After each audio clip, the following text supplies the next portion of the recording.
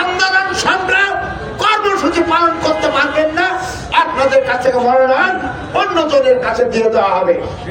এত খুশির বার্তা এখানে কিছু নেই। 22 দিনের জন্য আপনাদের এই মনোনয়ন দেওয়া হয়েছে।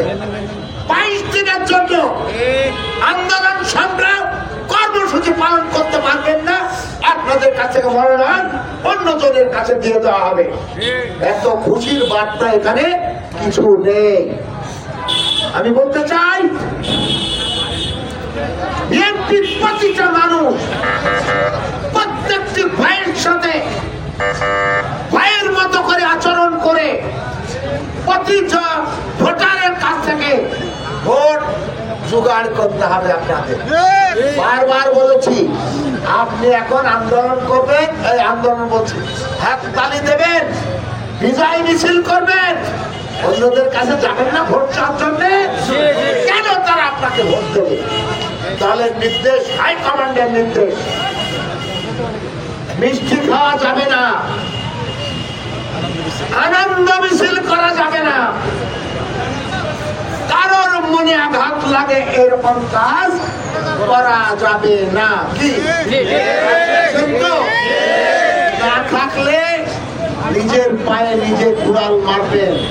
কেননা দলের হুকুম যদি না মানেন, তারেক রহমানের কড়া কড়া কথাবার্তা নিশ্চয়ই আপনারা শুনছেন।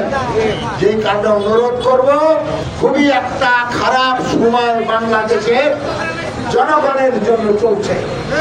সেই জায়গা থেকে রাষ্ট্র ক্ষমতায় বিএনপিকে যেতে হবে। যেগুলো দলের নির্দেশ, সেইগুলো আপনাকে, আমাকে, আমাদেরকে মেনে চলতে হবে। প্রান্তীয় ভাইয়েরা, তাই কোন ভাইয়ের মনে কষ্ট লাগে, আঘাত লাগে, এই কাজটি আপনারা করবেন না। এটি আমার অনুরোধ। আমার আপনাদের যেমন প্রত্যাশা পূরণ হয়েছে, এই গাংনীবাসীর প্রতিটা মানুষের প্রত্যাশা পূরণ হয়েছে। এটি আপনাকে, আমাকে, যারা আপনারা এই দলের মানুষ, তাদেরকে বুঝতে হবে এবং আপনাদের ভালোবাসা দিয়ে যারা আপনাদের সাথে দলের মধ্যে নেই, তাদেরকে বোঝাতে হবে আপনারা আমাদের কাছে আপন ভাই। অতএব আপনি যেমন করে দরদ দিয়ে ধানের শীষে ভোট দেবেন, সেই ভাইটিকেও সেইভাবে প্রস্তুত করবে ভোট দেওয়ার জন্য। এটা দলের নির্দেশ, দলের নির্দেশ অনুযায়ী এটা আপনাদের প্রতি আমারও নির্দেশ, ভাই কর্মী সমর্থক বৃন্দদের কাছে। এখন অনেকে এই সংবাদ শোনার পরে দৌড় মারতে মারতে এত দূরে এসছেন। এটা আমি হলেও হয়তো আসতাম, আপনারা এসেছেন। আপনাদের প্রতি আমার দলের পক্ষ থেকে, আমার ব্যক্তিগত পক্ষ থেকে আন্তরিক মোবারকবাদ এবং ধন্যবাদ জানাই। পরিশেষে বলতে চাই,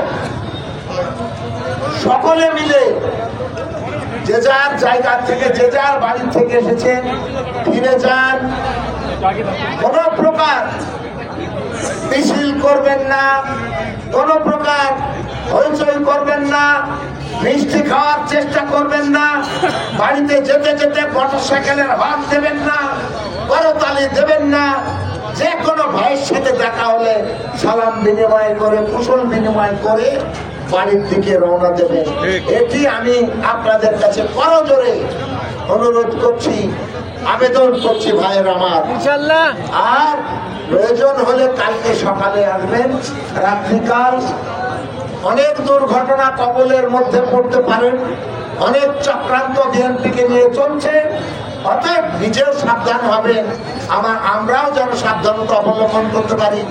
দল ভালো থাকুক, দলকে রাষ্ট্র ক্ষমতায় নেওয়ার জন্য সমস্ত শক্তি নিয়োগ করে সুন্দর ভোটের মাধ্যম দিয়ে আমরা যেন গাংনীর ধানের শীষের চিঠি আবার দখল করে এই বিএনপিকে রাষ্ট্র ক্ষমতায় অধিষ্ঠিত করতে পারি।